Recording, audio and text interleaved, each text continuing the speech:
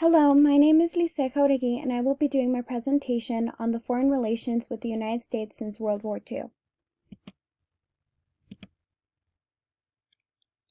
First, I will take a look at the time period from 1917 to 1940. The first president being discussed is President Carranza and his relationship with the United States from 1917 to 1920. During that time Carranza was in office, U.S. investors controlled 78% of the mining industry, 72% of smelting, 68% of rubber production, and 58% of the oil industry. It was U.S. investments that created the most problems between Mexico and U.S. during Carranza's term. Carranza increased oil tax, and because of that, the United States companies said that it was illegal because their concessions were acquired before the year of 1910, which that meant that it didn't require United States companies to pay that tax.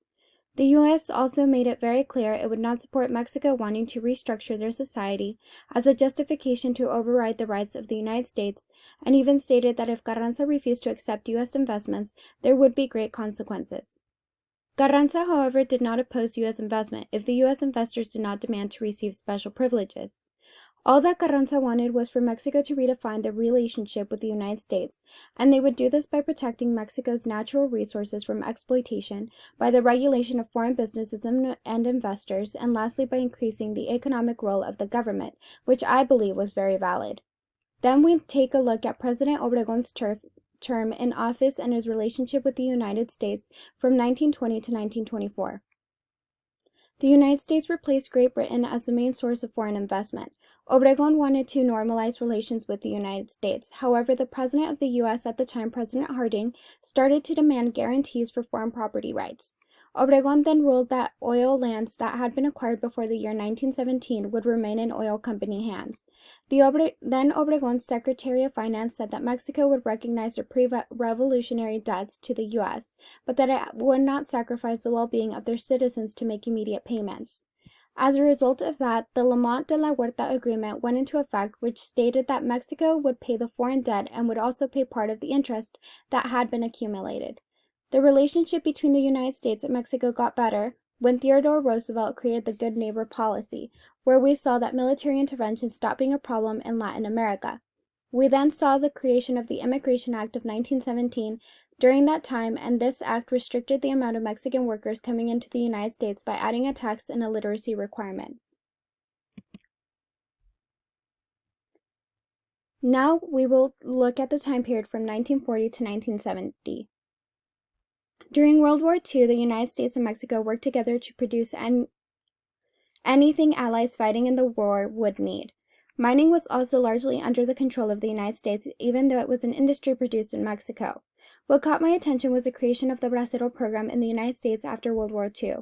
The U.S. government was facing a labor shortage due to the World War II, and so they created a program that would bring Mexican workers to the United States. This program was agreed upon by both the United States and Mexico, and the Mexican workers arriving in the United States were called braceros.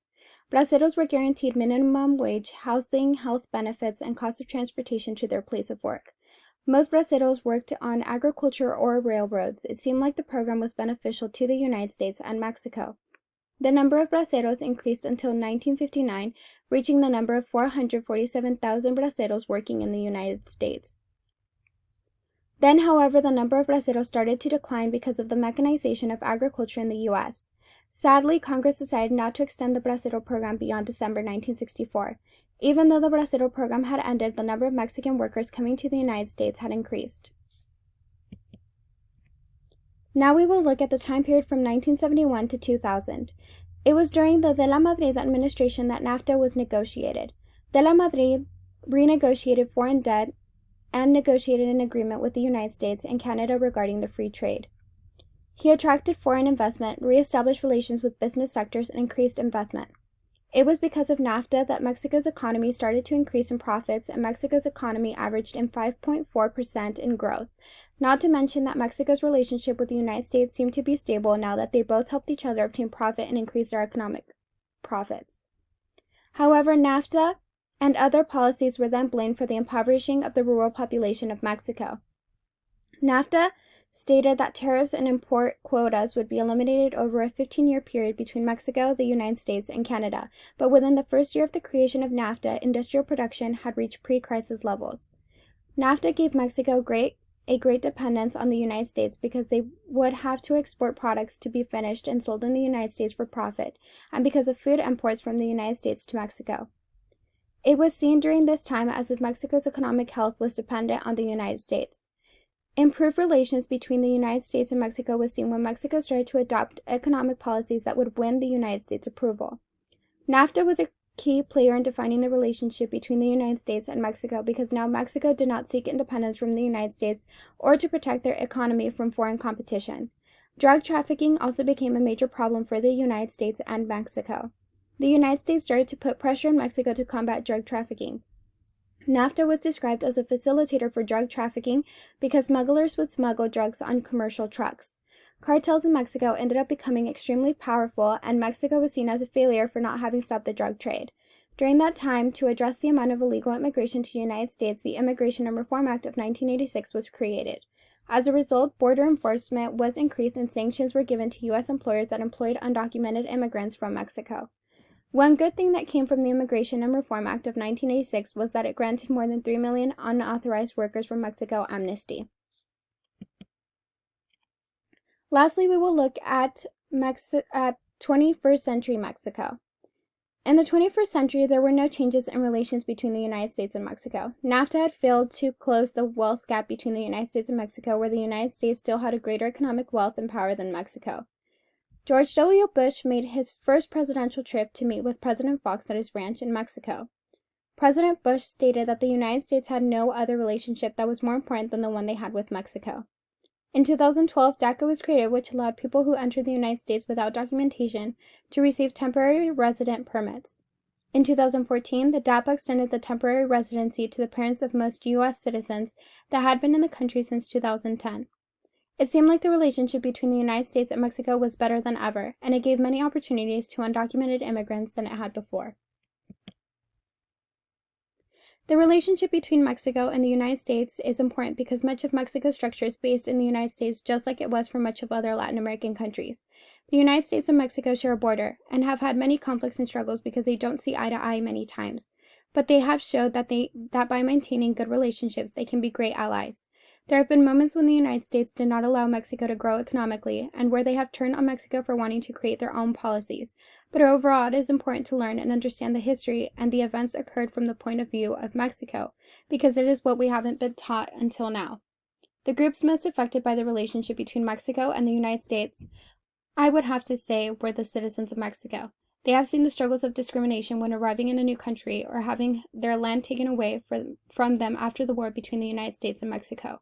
However, I would have to say that the relationship between the United States and Mexico after World War II was a lot better than what I have read about the relationship between the United States and Latin America.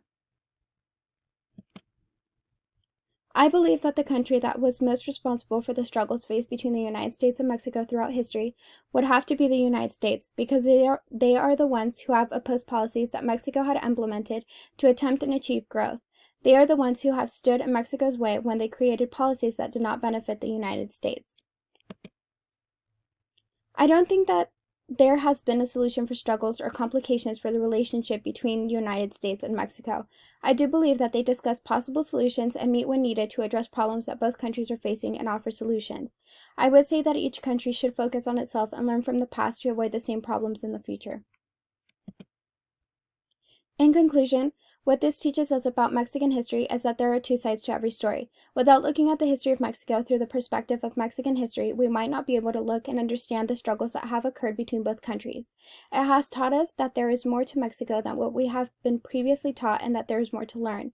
The struggles Mexico and the United States have shared are told entirely different between the two, but by knowing both, we can make our own conclusions about who is at fault and why history is written the way it is.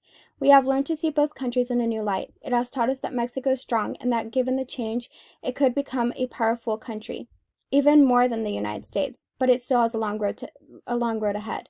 I think that the issue is still relevant today because even today we have seen the United States try to restrict Mexico and Mexican citizens.